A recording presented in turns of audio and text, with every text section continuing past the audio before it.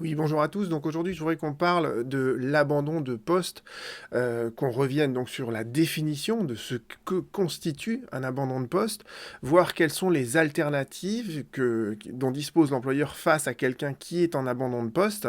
Je voudrais également vous parler en fait de l'intérêt que peut présenter un abandon de poste par rapport à une rupture conventionnelle dans l'optique du salarié qui voudrait juste toucher le chômage. Et enfin, je vous exposerai donc un modèle de lettre de licenciement parce que je sais qu'il y a pas mal d'employeurs qui n'auraient rien contre l'idée de licencier un salarié pour abandon de poste, mais qui ne savent pas concrètement comment le faire. Donc, dans cette perspective, je vous montre un modèle, parmi tant d'autres d'ailleurs, de lettre de licenciement pour abandon de poste. Revenons d'abord donc sur la définition. La définition, somme toute, elle est assez simple. En fait, il y a un abandon de poste dès lors que le salarié, en fait, il va quitter son poste de travail sans autorisation de la part de son employeur et sans justificatif. Donc vous voyez bien que c'est le salarié qui, de sa propre autorité, en fait, refuse de travailler et ne se représente plus sur son lieu de travail.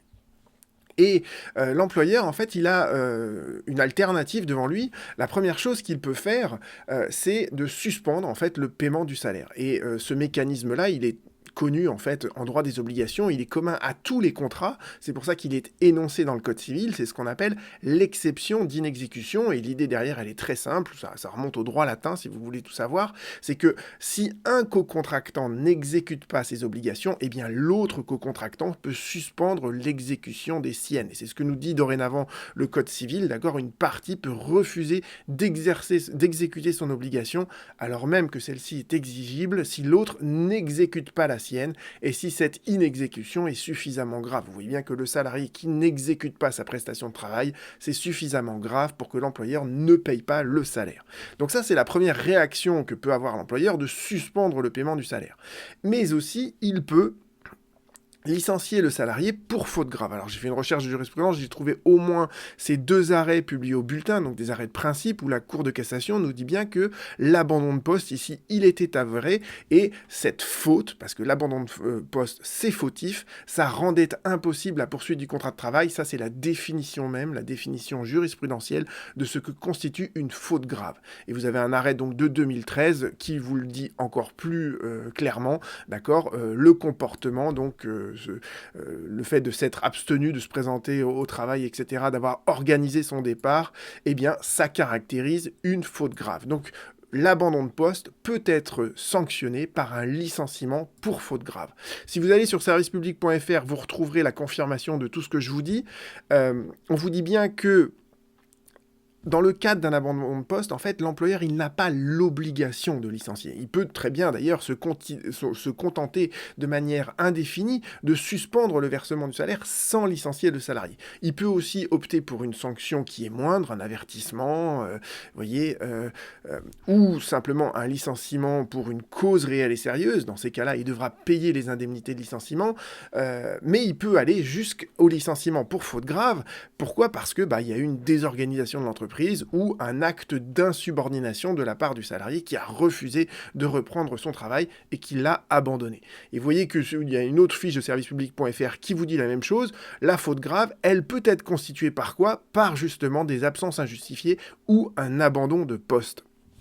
Et quel est l'intérêt en fait de tout ça ? C'est que, eh bien en fait, quand on est dans le cadre d'une faute grave, eh bien en fait, ça ne coûte rien à l'employeur puisque l'employeur s'est dit ici, il n'a pas besoin de verser d'indemnité de licenciement aux salariés ni d'indemnité compensatrice de préavis, puisque le préavis n'est pas effectué.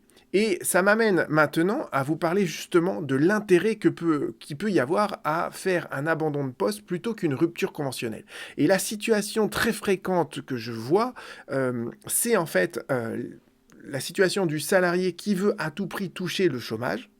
Donc pour ça, il faut qu'il soit licencié, comme je vous l'ai expliqué dans ma vidéo hier, d'accord ?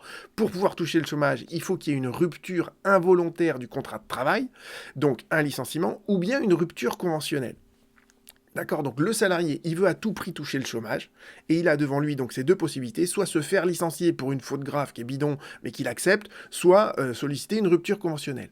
Et l'employeur, lui, de son côté, en fait, ce qu'il veut, hein, c'est que la rupture du contrat de travail ne lui coûte pas un centime, et que, en plus, il n'y ait pas de contestation derrière devant un juge. Voilà. Donc la rupture conventionnelle, c'est bien parce que ça empêche toute contestation devant le conseil de prud'homme après, mais l'inconvénient de la rupture conventionnelle, c'est que dans le cadre de cette rupture conventionnelle, l'employeur il doit verser au salarié une indemnité. Cette indemnité spécifique de rupture conventionnelle, elle est égale, nous dit le Code du travail, à l'indemnité de licenciement. C'est ce qui est dit donc dans l'article 1237-13 du Code du travail. La convention de rupture, donc la convention de rupture dans le cadre de la rupture conventionnelle, prévoit le montant de l'indemnité spécifique de rupture conventionnelle qui ne peut être inférieure à celle de l'article 1234-9 et 1234-9. Eh bien en fait, c'est justement l'indemnité de licenciement qui est versée dans tous les cas, sauf en cas de faute grave. Et vous voyez bien que l'intérêt de l'abandon de poste, c'est que comme l'abandon de poste, c'est une faute grave, eh bien l'employeur peut licencier sans n'avoir rien à verser au salarié. Donc vous voyez que quand l'employeur et le salarié sont d'accord pour rompre le contrat de travail, parfois il y a des employeurs qui n'osent pas aller vers la rupture conventionnelle parce que ça leur coûte, d'accord? Et le salarié, lui, veut juste être licencié, donc un abandon de poste, ça peut être pratique. Mais il y a des employeurs qui ne savent pas, surtout dans les PME, ça je l'ai vu encore très récemment, qui ne savent pas rédiger une lettre de licenciement pour faute grave. Et donc, je ne m'attendais pas un jour à faire ça sur cette chaîne YouTube parce que je fais plutôt des vidéos pour expliquer aux salariés, aux victimes leurs droits. Mais voyez que là, parfois, l'intérêt en fait de pouvoir toucher le chômage, ça permet de débloquer une situation. Donc voilà, je vous montre un modèle de lettre de licenciement. Les modèles de lettre de licenciement, d'ailleurs, c'est un des apports, entre guillemets, des ordonnances Macron, donc de 2017, c'est que en fait vous les retrouvez en fait sur le code du travail numérique. Donc je vous mentionnerai le lien sous cette vidéo. Donc vous avez des modèles de lettres de licenciement, d'accord, pour motifs disciplinaires, mais même ça les employeurs parfois ils savent pas trop comment l'utiliser. Donc je vous propose donc un modèle de lettre. Vous trouverez le lien de cette présentation sous cette vidéo. Vous recopiez ça, vous mettez ça dans un copier-coller dans un traitement de texte. Vous mentionnez donc les coordonnées de l'employeur, les coordonnées du salarié. Je vous montre un peu ce qu'il y a dedans.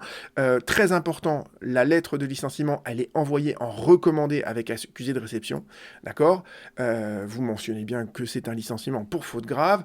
Il y a toujours, moi, je trouve que c'est bien de faire un syllogisme juridique. Les juristes, ils aiment bien ça. Donc, il y a une première partie, on rappelle le droit. La deuxième partie, on rappelle les faits.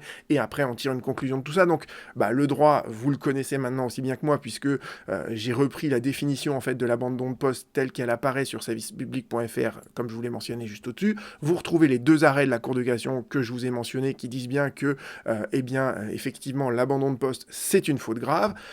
Deuxième partie de la lettre, au cas présent, vous précisez quel est l'abandon de poste. Donc là, j'ai inventé un truc, vous voyez, complètement farfelu. Enfin, ça c'est à vous de le rédiger par vous-même. Vous mettez ce que vous voulez, mais il faut juste montrer que le salarié ne s'est pas présenté sur son lieu de travail.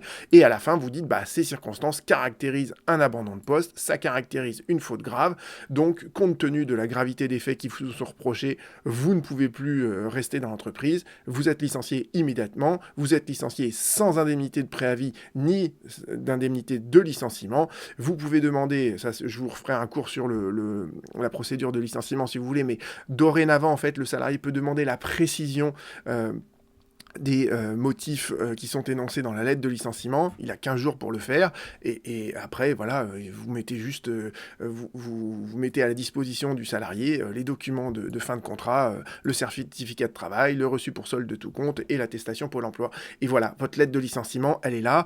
Je mentionnerai aussi sous cette vidéo donc tous les liens utiles que j'ai mentionnés donc dans celle-ci. Mais voilà, maintenant vous avez compris l'intérêt en fait de l'abandon de poste et ça peut être une solution qui permet de débloquer une situation, qui permet aux salariés de bénéficier du chômage pour ensuite aller retrouver du travail ailleurs, faire une reconversion et surtout à l'employeur de pouvoir licencier quelqu'un sans que ça lui coûte la moindre chose. Et voilà, je vous ai montré ce modèle de lettre parce que vous voyez que le salarié, il peut même carrément rédiger sa propre lettre de licenciement pour abandon de poste, la présenter à l'employeur en disant voilà, je vous mets tout sous les mains, comme ça vous pouvez faire...